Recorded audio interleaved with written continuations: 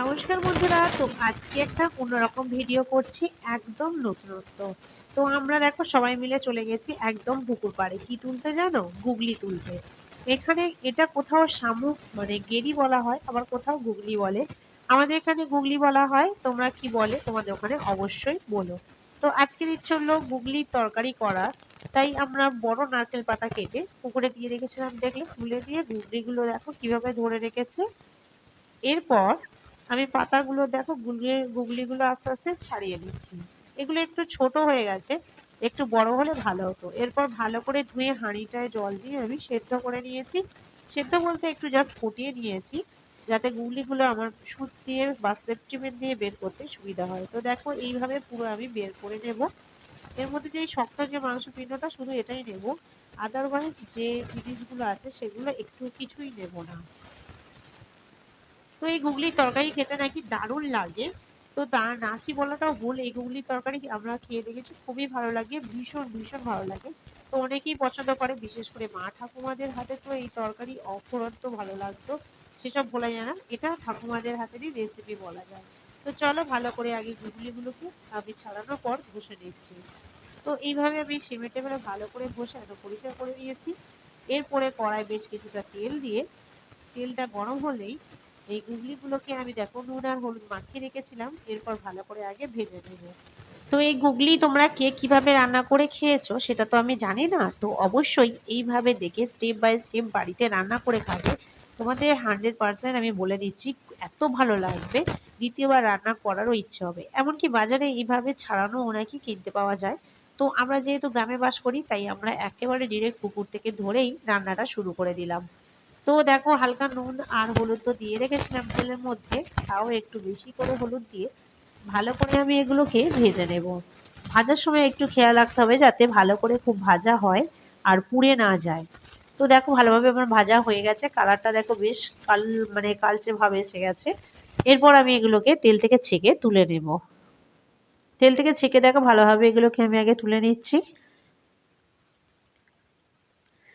আর এই গুগলির তরকারি সবজি দিয়েও খাওয়া যায়। তোমরা যদি মনে করো যে সবজি দিয়ে খাবে আর যদি তোমরা ওই ভিডিও দেখতে চাও, অবশ্যই আমাকে কমেন্ট বক্সে জানাবে। আমি তোমাদের দেখিয়ে দেবো কিভাবে পালং শাক যে কোনো সবজি দিয়ে গুগলি রান্না করা যায়। তো গুগলির জন্য দেখো আমি এই ছোট্ট ছোট্ট করে ঘুগনির মতো আলু কেটে রেখেছিলাম। যতটুকু তেল বাকি ছিল ততটুকু তেলেতেই আমি আলুগুলোকে দিয়ে ভালো করে নেড়ে চেড়ে ভেজে নেব। এই তেলেতে হালকা নুন আর হলুদ ছিল, তাই আমি অল্প করে হলুদ দিচ্ছি আর নুনও দেবো অল্প করে, দিয়ে ভালো করে আলুটাকে আগে ভেজে নেব। তোমরা বিশ্বাস করবে না, এই গুগলির তরকারি কিন্তু মাংসের থেকেও খুব সুন্দর খেতে হয়। তো দেখো আমাদের তোলা হয়ে গেছে, গুগলিটা ভেজে তুললাম, আলুটা ভেজে তুললাম। এরপরে আমি গ্রেভিটা ভালো করে বানিয়ে নেব। তো তেল কিছুটা আছে, দিয়ে দিলাম গোটা জিরে। এরপর আমি তেলের মধ্যে দিয়ে দেব 1 চামচ হলুদ গুঁড়ো। হলুদ গুঁড়োটা দিয়ে ভালো করে আমি কড়াটায় নাড়িয়ে নেব। এরপর দিয়ে দেব লাল লঙ্কার গুঁড়ো। এই গুগলি তরকারিতে একটু ঝাল ঝাল বানাতে হয়, যেহেতু মাংসের মতো স্বাদ, সেই জন্য। দিয়ে ভালো করে নেড়ে চেড়ে নিয়ে আমি কেটে রাখা 2টো বড় সাইজের পেঁয়াজ সেগুলো দিয়ে দেব। দিয়ে এই তেলটার ওপরে ভালো করে ভেজে কষে নেব। তো পেঁয়াজটা দেখো কালারটা যখন অন্যরকম হয়ে আসবে, একটা বড় টমেটো কেটে রেখেছিলাম সেটা আমি পেঁয়াজের সঙ্গেই দিয়ে দিচ্ছি। দিয়ে ভালো করে এর সঙ্গে আগে ভেজে নেব। এইভাবে যদি তেলের ওপরে ভাজা যায়, ভাজা আর কষা লঙ্কা হলুদ নুনের মধ্যে দুটো একসঙ্গেই হয়ে যাবে। এরপর ভালো করে একদম মিহি করে কষে নিয়ে তারপরে আমি এতে বেশ কিছুটা আদা রসুন বাটা দেব।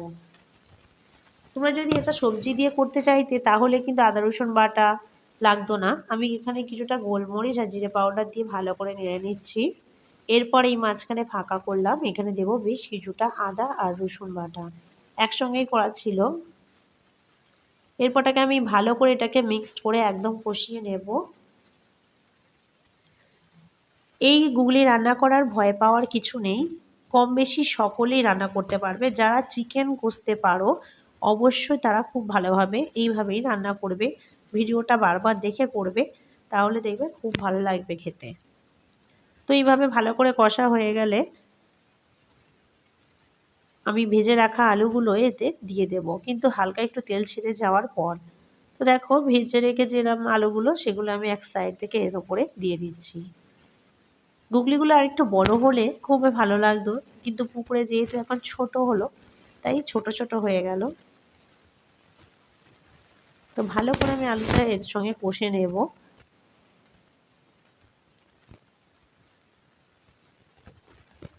যখন কষে কষে যখন হালকা তেল ছেড়ে আসবে, এতে আমি এবারে জলটা দিয়ে দেব। মাঝারি মতো জল দেব, কারণ এই গুগলির তরকারিতে একদম ঝোল রাখা যায় না, পুরো আলুর গায়ের সঙ্গে মাখা মাখা থাকে, তাই এইভাবেই আমি জল দিলাম। তোমরা দেখলে এরপর ধনেপাতাও আমি ছড়িয়ে দিয়েছিলাম, তো ভালোভাবেই ফুটছে। ওইটা একটু ক্যামেরা থেকে সাইড হয়ে গিয়েছিল। তো দেখো এখনও এইভাবে ফুটে তো আমার হয়ে এসছে, কিন্তু আমার এখনও জলটা কমাতে লাগবে, তাই আমি এখন নামাবো না। তো দেখো ফাইনালি আমার গুগলির তরকারি রেডি। ঠিক এইভাবে গায়ে গায়ে ঝোল রাখবো। তোমরা যদি মুড়ি, ভাত কিংবা রুটি, দারুণ লাগবে খেতে, পরোটা দারুণ লাগবে। অবশ্যই তোমরা কমেন্ট বক্সে জানাবে বাড়িতে বানিয়ে কেমন হয়েছিল এই গুগলির তরকারি রেসিপি। তো বন্ধুরা, আজকে ভিডিও এই পর্যন্তই। ভালো লাগলে প্লিজ লাইক দিয়ে চ্যানেলটা সাবস্ক্রাইব করবে। টাটা, ভালো থাকবে।